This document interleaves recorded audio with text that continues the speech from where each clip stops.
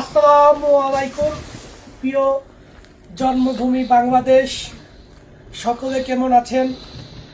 আশা করি আপনারা সকলেই ভালো আছেন। আপনাদের বিজয় দিবসের উপর আপনারা যেই শ্রদ্ধা এবং সম্মান জানাচ্ছেন, সেক্ষেত্রে আমিও আপনাদের উপর অনেক শ্রদ্ধাশীল। 1971 সালে এই দিনে বাংলাদেশের বিভিন্ন সংগঠনের লোকেরা কাঁধে কাঁধ মিলিয়ে একসাথে রাজাকারদের বিরুদ্ধে ঝাঁপিয়ে পড়েছিল। অনেক শহীদের রক্তের বিনিময়ে, অনেক নারীর ইজ্জতের বিনিময়ে এই বাংলাদেশ প্রতিষ্ঠিত হয়েছে। এ কথা ভুলার মতো নয়, এ কথা কখনোই ভুলা যাবে না।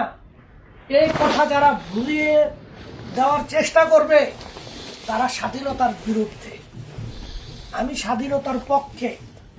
তাই যারা আমার এই কষ্টে অর্জিত বাংলাদেশকে নিয়ে যারা খারাপ মন্তব্য করবে, আমি তাদের তীব্র নিন্দা জানাই। যারা বলবে 16ই ডিসেম্বর বালের দিবস, আমি বলবো তোর জন্মের দোষ আছে। কিন্তু জন্মের দোষ না থাকে তাহলে অন্তত পক্ষে বাঙালি হিসেবে এই দিনটাকে তুই সম্মান জানাই। আপনারা বুঝতেই পারছেন আমি কাকে বলছি। আমার ভিডিওটা সেও দেখতেছে, আমি জানি। ভাই, আপনি যদি স্বাধীনতার বিরুদ্ধে থাকেন তাহলে আমি আপনার বিরুদ্ধে। আপনি যদি স্বাধীনতার পক্ষে থাকেন, আমি আপনার পক্ষে। আমি বাংলাদেশে জন্ম নিয়েছি, বাংলাদেশে আমার বেড়ে ওঠা। সেই বাংলাদেশ অনেক শহীদের রক্তের বিনিময়ে, এটাকে আমি কখনোই কোনো বদনামের নামের উপরে চলবে এটা হতে দিব না। কারণ আমি মুক্তিযোদ্ধার পক্ষে। অনেক মানুষের রক্তের বিনিময়ে এই দেশ অর্জিত হয়েছে, এই কথাটা মনে রাখবেন। আর সকল বাঙালি জাতি যদি এই 16ই ডিসেম্বরকে উদযাপন করে, আপনার সমস্যা কোথায়? আপনি কেন খারাপ মন্তব্য করেন? এগুলো থেকে বের হয়ে আসুন, নোংরা রাজনীতি থেকে বের হয়ে আসুন, দেশকে ভালোবাসুন, নিজের দেশকে ভালোবাসুন। আর যদি ভালোই না বাসেন, ক্ষতি করবেন না, ক্ষতি করবেন না।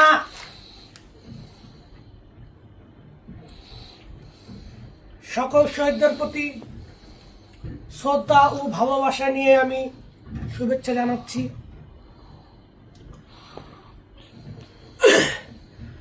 বাংলাদেশ একটি শান্তিময় দেশ। এ দেশের শত্রু শুধু এ দেশের নাগরিকরাই। নিজেদের স্বার্থের জন্য নিজেরাই নিজেদের বদনাম করে। এটাই আমাদের সবচেয়ে বড় দুর্বলতা।